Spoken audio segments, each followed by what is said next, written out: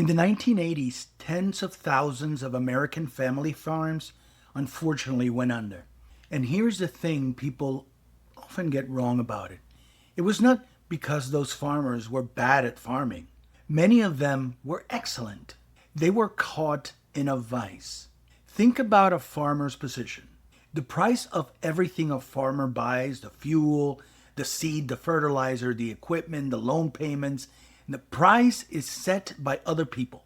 And the price of what a farmer sells, the corn, the wheat, the soybeans, that price is also set by other people, by a global market.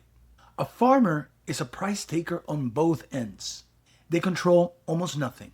So in the 1980s, when costs and interest rates went up while crop prices went down, the vice simply closed. Good farmers working hard lost farms their families had held for generations. The lesson is hard, but it is important. Some businesses are structurally squeezed. They sit between costs they cannot control and prices they cannot control, and the only thing that saves them is a hard year in slack. Room, a cushion, and when the cushion is gone, the effort cannot replace it. Now, Northwest Airlines in 2005 was one of the big established American carriers. It had been flying for nearly 80 years, but it was sitting in a vice that looked a lot like that farmer's. On one side, costs it could not control. The single biggest one was jet fuel. The single biggest one was jet fuel. And in 2005, fuel prices were climbing hard. Northwest could not set the price of oil. On the other side, costs it could not easily cut. Northwest carried heavy, fixed labor contracts and enormous pension obligations promised to generations of employees. So fuel was rising, the pension bill was coming due, and ticket prices were being held down by brutal competition. The vice was closing. That summer, Northwest's mechanics went on strike rather than accepting deep cuts. And on September 14th, 2005, Northwest filed for bankruptcy, one day before a $65 million pension payment was due. It filed, oddly enough, the very same day as Delta.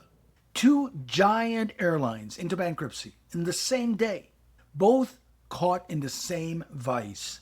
Rising costs they could not control, fixed costs they could not shed, and no cushion left. Here is the pattern, and one honest question about your own business. How much of what you charge and how much of what you pay do you actually control?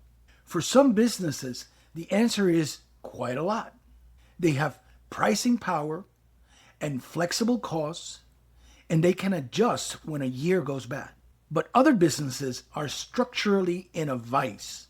A contractor whose material costs are set by the market and whose bids are squeezed by competitors. A trucker between fuel prices and freight rates. A clinic between insurance reimbursement and the cost of staff. If that is your business, you're not doing anything wrong. But you have to know it, because a squeezed business survives its hard years on its cushion, not on its effort. So the lesson from Northwest Airlines is this. Know whether your business controls its prices and its costs, or whether it sits in the vice between them. If you're in the vice, your cushion is not optional. It is the whole strategy. The early warning is watching both jaws at once.